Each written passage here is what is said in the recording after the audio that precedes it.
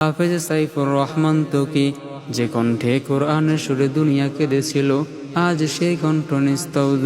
তার বয়সী বা কত, অথচ মৃত্যুর দরজায় এসে বলল, চলো তোমার সময় শেষ। আমরা যারা এখনো বেঁচে আছি, আমরা কত আত্মবিশ্বাসী, বুক ফুলিয়ে বলি, আরে এখনো অনেক সময় আছে।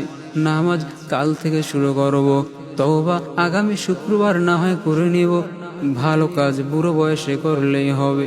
কিন্তু ভাই ভুলে যেও না, এই কাল বা আগামীকাল আদৌ আমাদের জীবনে আসবে কিনা তার কোনো নিশ্চয়তা নেই।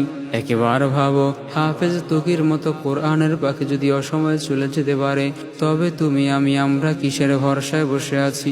আল্লাহ তাআলা বলেন, কুল্লু নাফসিন যায়িকাতুল মাউত, অর্থাৎ প্রতিটি প্রাণী মৃত্যু স্বাদ গ্রহণ করবে। তাই জেগে ওঠো ভাই, কালকের জন্য অপেক্ষা করো না, কারণ কাল হয়তো আসবে কিন্তু তুমি থাকবে না।